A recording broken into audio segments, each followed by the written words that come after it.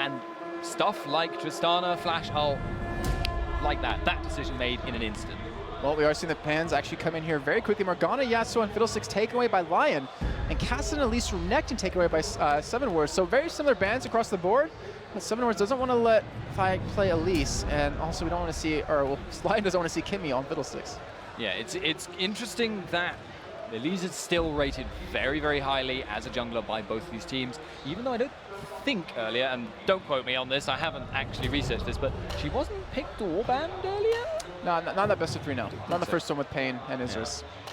So a little bit surprising because these two teams therefore are clearly valuing different aspects of these champions. It's, do you value an AoE teamfight contributor like Zac or Amumu, or do you value a single target, assassin-y slash bruisery thing, I don't know what Elise really actually falls under, that can snowball the game really hard. Assassin-y, bruiser, she kind of does everything. AP middle. She has auto attack jungler. damage, she has magic damage, she has percent damage, she has a movement skill, she has literally every single possible thing in her, on her. Pets even. Well, right now we do see Ziggs locked in as the first pick for Lion Gaming, followed up by an Orianna and a Vi picked up for Seven Wars. And then we do see Olaf and Thresh picked up. Okay, well, Olaf is a very, very strong jungler and top lane at the moment, but situationally, it implies you want a certain kind of composition, implies you want to be diving in really, really hard. And I've actually got to say, I don't like that pickup against what Seven Wars had already locked in. Orianna Vi is spelling wombo combo hard engage. That is saying they may pick Maud. That actually, okay, so Maud, it's very unlikely because mid lane is not available, but potentially would actually be quite a good follow-up to that combo. But if you're picking Olaf, he doesn't peel very well. He dives very well, but that's not necessarily what you want to be doing up against this comp. Yeah, you can't really peel him at all unless you use like some sort of ground barrier for him, like a wall or whatnot. But we do see Annie and Lucian picked up here. Very strong combo, and it was picked after they saw Thresh, so they knew that Leona wasn't going to be a possibility, and they felt safe going with Annie. Well, Annie is still probably, if you're going to just say, I'm going to go with one support for the rest of my life at the moment, I think most teams would say Annie. A lot of people would probably say Thresh, and a lot of people would say Leona, you know, but it's slightly more than a personal preference because Annie is always strong in any lane, and she can late game flash Tibbers bomb, which is just the best engage, short of like Malphite, but it's bigger than Malphite. It's incredible. Yeah, and we're going to see if they can use it this time. We saw obviously in the best of 3 just prior, and we saw Pain quick enough to flash out of it, that flash Tibbers late game coming out of Isurus. But we do see Ezreal, we do see Mundo actually picked up. So we're going to see Mundo, I want to say top lane, and Olaf in the jungle. Okay, now Seven Wars hovering over Rumble. As a counter to Mundo, I'm not sure I'd like that. Shyvana I would like. Obviously, Blade of the Ruined King Shyvana versus Mundo does very, very, very well. But the question is, of course, which one are you going to end up against? Because technically, Mundo or Olaf could jungle. They're inclined to say Rumble. Okay, I'm just saying right now, Rumble versus Mundo is a matchup I would extremely favor Mundo because he will tank through Rumble's damage early and he will get to be too tanky for him to deal with. One thing I do like about the Rumble, though, I'll say this, is that you can control an area, you can control a team, basically. Like, for instance, say Olaf overextends, put it in right behind him, it makes it so he's all by himself. Or you can use it behind the entire team, let Vi maybe get an engage off, and then you can kind of snowball all of that within it. With the Orianna ultimate pull them all together, and then Annie AoE stun after that. So it's interesting, and I really want to see how it works in lane because they obviously had a nice late game composition last game, like you were saying before. But they still won early, so it didn't even matter what their composition was late game. And I wonder if they can do the same thing here. Yeah, and that's actually the strange thing here, though, because thinking about the potential for Shyvana pick, that has a lot more potential to snowball a lane to get ahead, which is what happened last time, and I don't see why they should change that strategy around. That does appear to be something they're not doing this time.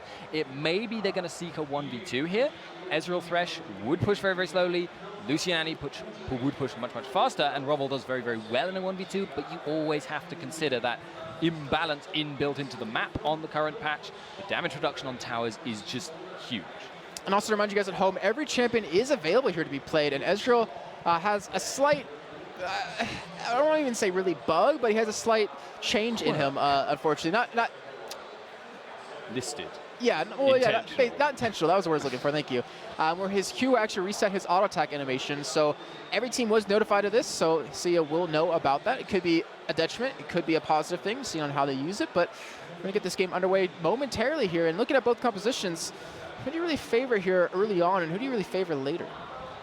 Well, this game, it's a lot more even than it was last time. Seven Wars definitely have a strong early bot lane, and arguably, I think, probably actually inarguably, a stronger bot lane early on, just pretty much no matter what situation they end up, because Ezreal has problems in the early game unless he can get, an open field where he suddenly becomes amazing.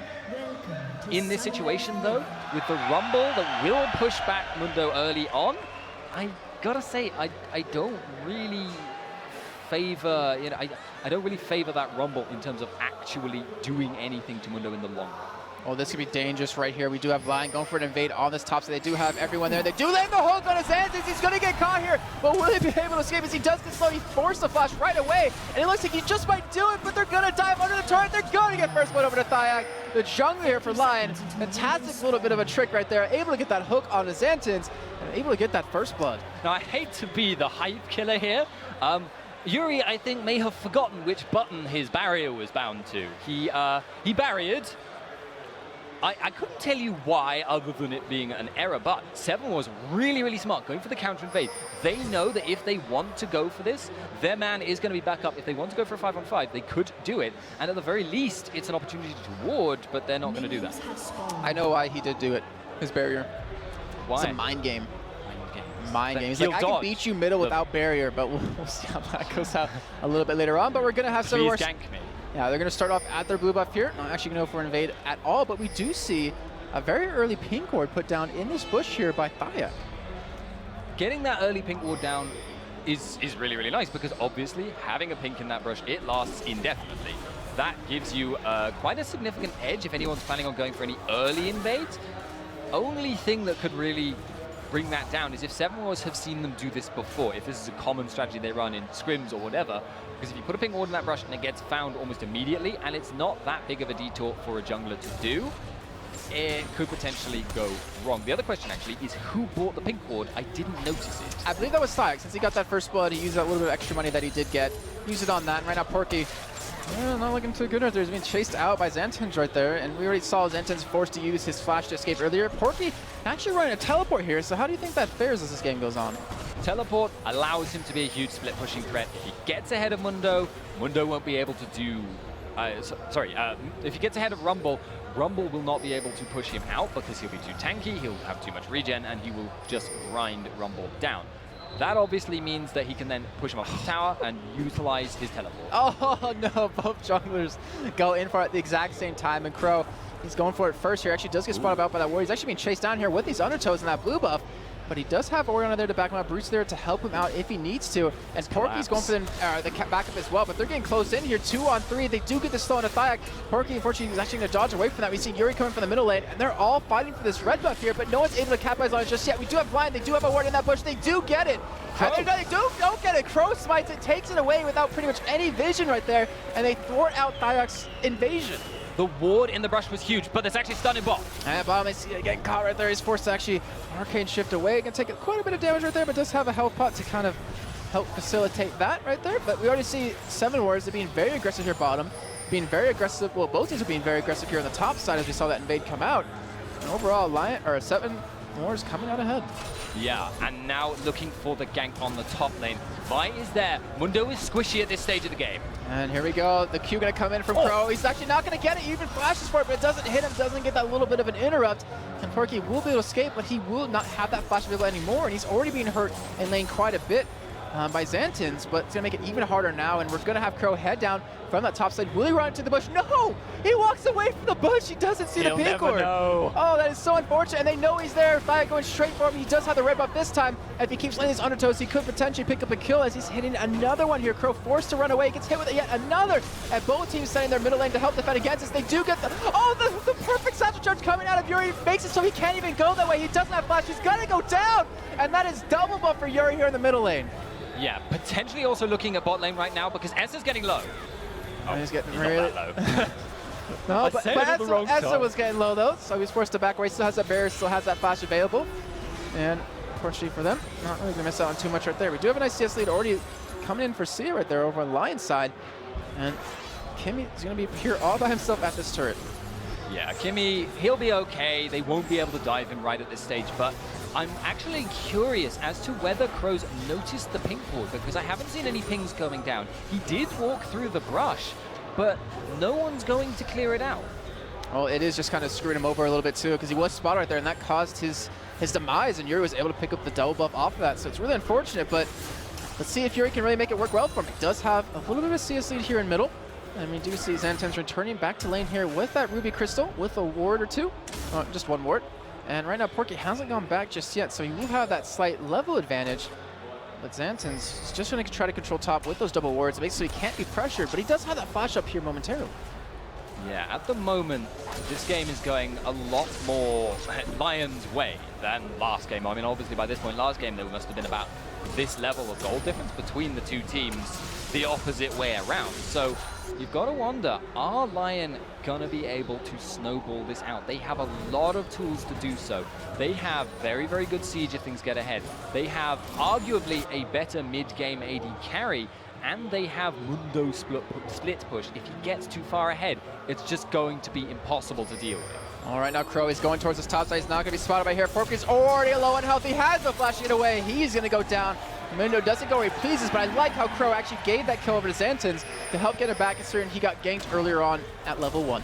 But the Return Dragon is smart here. Lion going to be able to get that. That will be a big edge for them, because the total gold you're getting from a single kill on Mundo is probably not too far off of what you'd actually expect going the other way. Actually, he gets up. The concern is he's able to chase down top, so he should be able to trade decently well with Esther. There's a Flay comes in, does force him back. The hook lands on Esther. We'll see you go in on this. He does get ignited. He's going to be forced to pop that barrier, and Kimmy's trying to chase him down. He doesn't have much mana, but he does have ignite. He does the flash and the auto attack.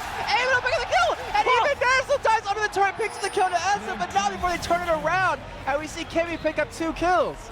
Bloodthirsty supports all around, all the kills going to the supports, but Annie's going to outscale Thresh, which is a sentence I don't often say, but Annie is going to make more use of the gold, and the lane presence and the experience is going to because of the bonuses on the kills. That's a nice edge for 7 goals. Fantastic job by Kim right there, knowing his limits, flashing in for Sia right there, forced him away, and even Essa did a great job of just kiting Nerzo under that turret, forced him to commit a little too deep, and fortunately for him, his death. And right now we see those 2 kills, like I said before, for Kimmy. That's 2 assists going over to Essa. And just like that, just as we saw Seven Wars pretty far behind Lion, been able to catch up and close the goal difference. Yeah, they've just put themselves pretty much back on an even footing. I'd like to note, by the way, the pink ward still stands, so it's clearly paid for itself 1,000 times over by this point. But I still have to favor Lion's composition, just because I'm expecting, and if this turns out to be wrong for some reason, I'm going to look like a big fool, but I am expecting Mundo will eventually get to a point where Rumble cannot deal with it, in spite of the kills. I think it depends. If I were to think about it personally, is that what about Xantens if he gets, maybe a Leandries right away? Then some sort of advantage might be mute. I obviously don't know too well, and we're going to find out throughout the rest of this game, but it goes both ways. If Porky gets that Spectral Cow, any harass that gets done onto him, going to regen it right back up. Not going to be too affected, but in the meantime, we do have back. He's visiting down towards this bottom side. They do have a Tribush in that pink, or in the pink one in the Tribush. I'm all over the place today. So he knows he's not spotted just yet, but they need to land that Thresh hook to make this happen. And right now, Kimmy, he's level 6. He has his Tibbers available. That's almost there as well, and this could be very, very, very dangerous. Yeah, he can push forward at the moment without it looking too suspicious, because they've got the slight minion push advantage, and that means Thresh can angle for the hook. But you have to be careful, and they don't know where Vi is at the moment. Well, luckily for them, Vi's actually just still farming up towards that top side, and not going to be there to stop this. They're actually trying to bait it out right there with that ward coming down, trying to kill off that pink ward, and they're going to not get it here. And you see 7 Wars, they're playing very smart, very hesitant here. They know something is probably up right now, and they know that that huge mini wave is pushing against them, so they can just kind of wait, sit back, and get all that free farm. And Porky's still having, it's just based off health. He's doing pretty well, I will say this. He's not winning the one-on-one duels currently, but he's ahead in CS, which is really critical. Yeah, that's a big, big deal. Getting the extra magic resist early on is going to mean that Rumble will have a lot of difficulty harassing him out. And Spirit Visage, once he's got that, the cooldown on his ultimate and the fact that his ultimate will heal for more. Once he's at level 11, I just don't see Rumble having the damage to push him out, even if he gets to the edge. I mean, obviously, if you get fed enough, it's going to happen eventually. There is a break point, but as long as they don't keep getting kills on Porky, I don't see it happening. All right, now Crow, the man able to help them create a kill on that top side for Xanten onto him. He's going to be looking for a gank on the bottom, but as you see on the minimap, Thiak is there as well. He's not going to be spotted. Both of them won't be spotted coming into this until they do get to that first bush here, at least for 7 Wars side. And both junglers, they're looking for blood here, and we do see the hook. Unfortunately, it misses on a Kimmy right there, but you can see Thiak, he's there in the vicinity to make this happen. We still have Crow here over towards this bomb side trying to make something happen. He's been level 7 now, hasn't had any ultimate ganks off just yet. But now he's going to be pushing in here. He's going to be spotted by Ward if he does make his presence known. Actually, no, the ward does disappear, so he would not, well, just like I said that, put another one down, but he's looking for a gank here. He's committing a lot of time, and I'm not sure if I agree with that. Flash Tibbers is nearly up. That would be a very, very strong initiate, and Flash for Vi is also up. But, yeah, I have to worry about that. They know Olaf isn't there. You actually saw Vi was backing away. They saw Olaf go past the ward in the river, instantly came back again. So they feel they can make this gank happen, but like you say, I'm just not sure they can. Unless they were to go for a dive, but that's incredibly dangerous. Well, Crow was set on top of a ward right there. I believe I'm pretty sure even 7 Wars knew that ward was down, considering we did see Ner'zhul use that to kill a pink ward earlier on. But in the meantime, we do see that gank in the top side. Porky, it's very low. He gets taken down by Xanten, and he's trying to turn around the Thiak. He's so low in health, but with that W, he's able to pick up the kill. And a 1-for-1 trade, but Xanten's coming out ahead. Maybe a little bit of miscommunication on Lion's side, but a fantastic job by Xanten to capitalize off of it. Yeah, and actually overall, that's going to put Rumble's breakpoint that I keep talking about even further away. That means that Olaf is gaining, so Mundo is actually gaining less gold from Rumble than that in that exchange, even if the team itself benefits very slightly extra from the assist goal. Well, right now, we see some items being built up here. We see the Sork Boots picked up for Xanten. We see Nomad's Medallion done for Kimmy here. What else do you see that kind of something that we should keep our eye on? Nomad's Medallion and Mobility Boots that he just picked up implies he's now going to start looking for fights. That means Vi can gank much more effectively in conjunction with the Mobility Boots, because you have to respect Flash Tibbers. So it either means there's going to be a greater amount of zoning that Thresh is going to have to be incredibly careful of, or that they'll actually get a gank off. All right, now we see mid laners still going head-to-head here in terms of CS across the board. Crow kind of getting spotted right there. We do have still a lead in the top lane for Porky currently on Mundo. We have Thiak, who has a CS lead in the jungle currently, as well as a level lead. We have 109 to 112 CS here in the middle lane, and bottom lane still in CS favor, however, not as much as it was prior. S has been able to catch up quite a bit here, and even Kimmy has 15 CS behind that, obviously because you're Annie and you want to stack those stunts. Yes, so 7 was obviously not dominating in nearly the same way that they managed last game. I mean, by this point, it was already getting to the point of game over kind of thing. Now, Thiak is actually potentially going to look for this. Oh, he's trying to chase down. We see the teleport coming in from Porky here, and right now that means Xanten isn't there to be able to stop this, but they do have Dragon up. They were able to get it last time because of the gank that Crow pulled off towards the top side. And looks like they're going to be able to lock this one down as well here. So second Dragon of the game. I want to be very hesitant here in case they do steal. It does go over to Lion.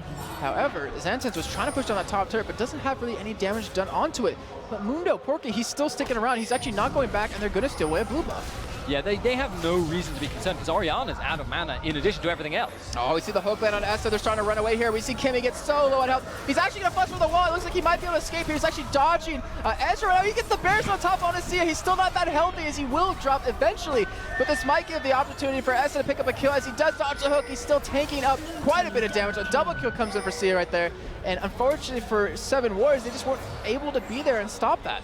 Yeah, and that's one of the problems if you have a Rumble pick. He doesn't push waves very fast. He doesn't kill towers very fast. Oh, Yuri might be able to get caught here. The ultimate is down for Crow, though. He's still very low in life, but with the Minefield coming down, it does slow Crow down long enough that he's not going to be able to chase him down. Meantime, though, Xanten's still trying to get that turret down. It's not going to go down in this wave, I would imagine. He's going to need at least one more, but by the time that happens, Porky will be back to lane, and we'll have the first of the game going over the line here in this bottom side of the map. Yeah, taking gold advantages, taking map pressure advantages. Now they're actually going to start to look towards this mid game. And at this point, I feel like it's worth discussing how these team fights are likely to go. I feel like Seven Wars has the better team fight composition. I feel actually, obviously, that is, however, assuming everyone gets there at the right time. That's a big, big problem for Rumble, as we've discussed. Now is actually the time to keep a really careful eye on whether Porky can deal with Xantins. He gets level 11 and he starts being able to push Rumble out of lane. Spells really big trouble for Seven Wars. Xantins is sitting on about 1,100 gold to spend. We see Brewster sitting on 2,500 gold when he does want to go back here, but he's more than happy to just keep farming up here in middle, and you're seeing Porky trying to pressure him out here just like you're saying before. He does pop the ultimate, and will be able to force him away, but will he go for the dive here? He doesn't have, obviously, a defensive summoner, but if he gets another cleave, he might be able to chase him down, but he dodges it, and that would be Porky forced away. But Crow, he's coming in from the bottom side of the map. He has the ultimate available. They could be able to pull this one off, but right now, Xantins isn't that healthy, but he will have the damage to back up. The Ignite goes out. Porky won't escape, and that will be another kill going over to Xantins. Close run stuff there, but good call, essentially, by Seven Wars. Oh, he has real ulti! No, denied. Oh well, that's just how it goes sometimes. You know, it's always worth firing the banana up to top lane. It is basically like, it's like if you took Soraka's auto attack and then multiplied it by 10 and gave it AP scaling and AD scaling. Okay, so I just hope Laicus was watching that, who's actually the spectator over in NALCS, and he's proud of me. But right now, Bruce is getting chased down here. Thag forced to back away, but that turret's not healthy here, so they could potentially take that if they wanted to. But you're seeing Seven Wars respond to it. S is coming to the side, Kimmy's coming in as well, but everyone on the map is actually starting to conjugate towards middle as the hook.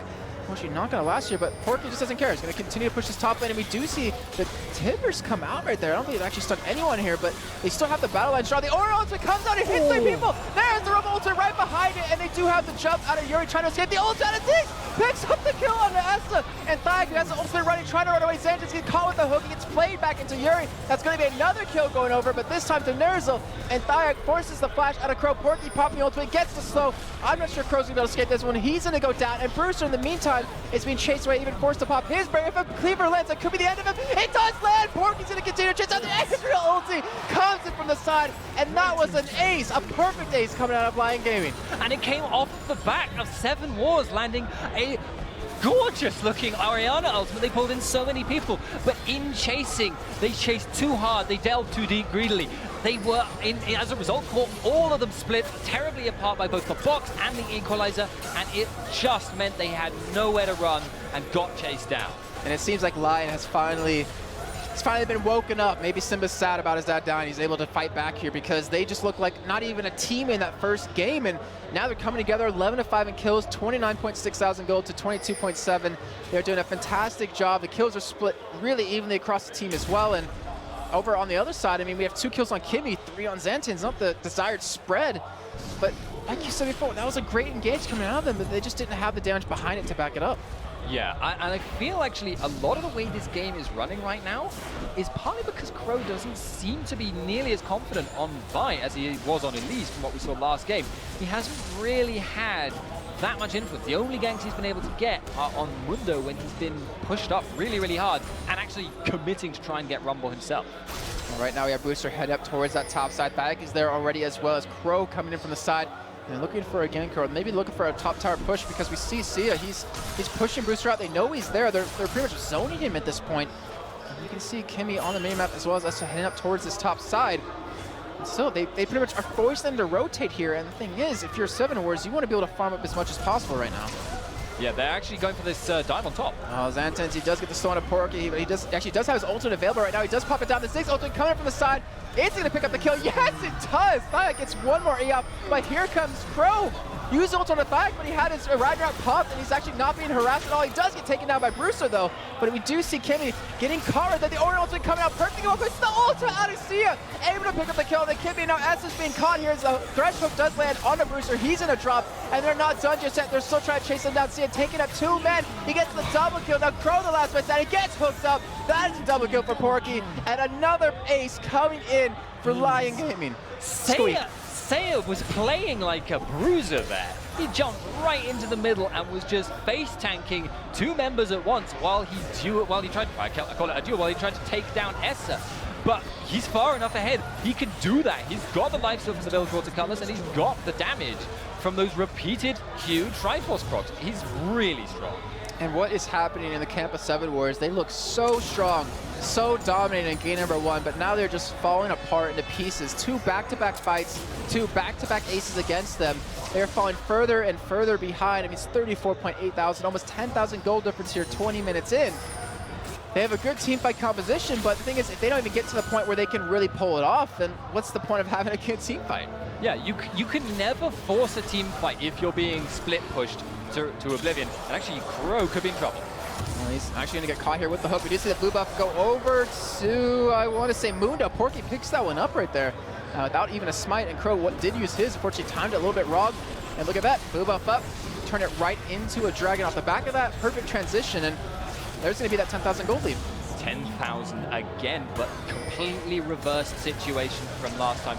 This time... Oh, no, it's his ultimate! Oh, the Ezreal ultimate gets combo. it! Ezreal gets the red buff with the ultimate and parry with Ziggs, and they steal away that red buff. So well coordinated and so well played, and this is what we didn't see out of Lyon last game. Yeah, they are looking so much better, and Seven Wars, they are actually looking genuinely worse. They're not playing the same way. They're not rotating as smartly, and they're getting caught out. But they're having to do this. They're kind of getting caught in these situations because they're having to contend with a man called Mundo.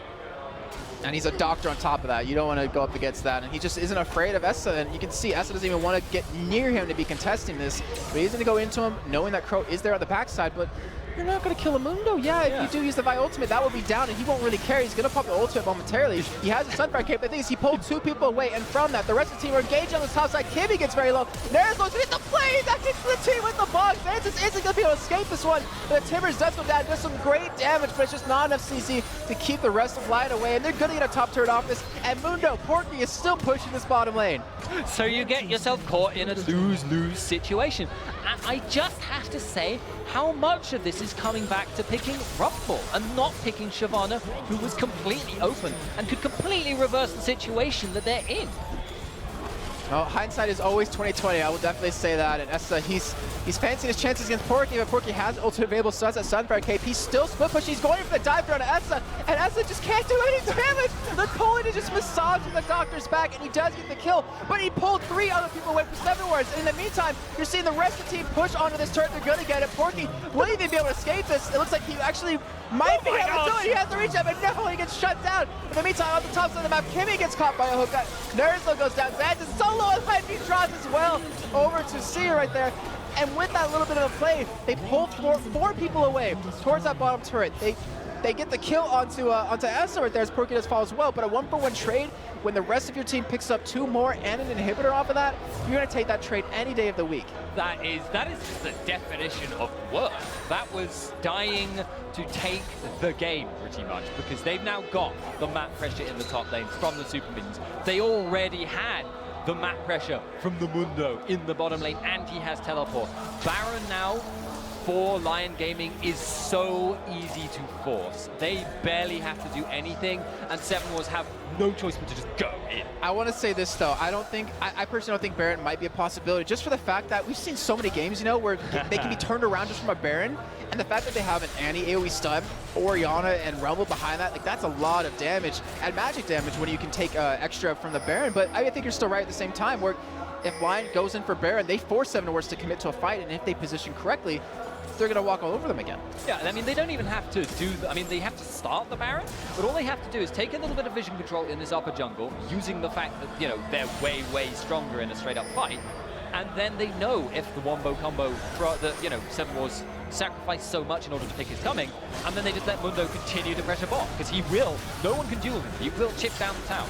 And he is pressuring that all by himself. He does have 1 man there to stop him, Essa, who doesn't have anything completed. He has a Bloodthirster and Berserker boots. That's about it. It's even point Orianna away, so we're going to see Baron go over for Lyon here. But in the meantime, Porky is just distracted them long enough, and now Seven Wars are going to realize, crap, they got Baron. I'm not sure we can fight them anymore when we couldn't win them anyways. But it's all up to Lyon now. It's their game to lose at this point, and even then, I'm not sure they can. It would take a Herculean throw at this point. Like, they would be lifting a mountain off their own shoulders, throwing it away, because it's just so hard to lose given the many advantages. Especially when you have, we see the hook then on Brewster. He's going to commit this. He does get the play back into the team. The Zingleton comes in. Brewster's very low on help speed, forced to run away. He does go down. I'm not sure what that squeal was, but we see Kimmy getting caught as well. And Nerzel is just laying the hooks left and right. And you see Parky the flash. He hits the cleaver. Sia's going to chase him down, but the ultimate comes down. They just are finished out of it, and they don't care about taking this up. Porky is just so damn strong, and Sia picks up a double kill. They're going to pick up the Nexus turret. They're going to get the second one here, and they're going to take this to game number 3. Lyon Gaming showing up in this one finally, after just getting completely dominated in the first game. They are looking damn good. You can't, it's a bizarre situation because both of these teams, if you saw only this one game and you said, well, this is a best of 3 series, you'd say, okay, I'm not going to watch the other 2 games. They're going to be stopped. But that was the complete opposite direction. So now you have to wonder, is that Seven Wars choking? Are they suffering from the stage fright that we've heard that they suffer from? Or are they just, was it just a complete coincidence? Was it just the bad picking strategy? It's really hard to call. I think only the ones that know that answer are the guys on your screen right now, able to look at this and see what they did right and what they did wrong the first game, and see a 12-1-4 finish for him. Fantastic job by him. You see 3-0-9 over the hands of Yuri. Even Pork in the top lane, 4-4-11. He was leading in the lane in CS, and he just completely dominated and also controlled the pace of the game to the point where Seven Wars had to send not only 1, not only 2, but 3 or 4 people to stop him, and even then, yeah, they would kill him, and he would still take 1 down, and the rest of Lyon would just take your top inhibitor. And you know what? Lyon, that pink ward is still standing. That is how much map control they had this whole game. No one ever had a chance after they'd seen it to clear it out, ever. Not the whole time. Fantastic, just amazing play of them, and I'm really happy to see that, because you don't want to see a team who has flown down here and has worked so hard and has had so many good results previously to just kind of get knocked out of the wayside. But Seven Wars, I mean, they just kind of shown that they need to really step it up. They had a great first game. They're in an offline environment here for one of the first times for themselves, and they have to be able to come back. They just needed to regain the momentum they had going into this game. It's so hard though to do that. I mean, if you mentally get shocked completely out of that victory, like how do you come back? Well, we'll find out after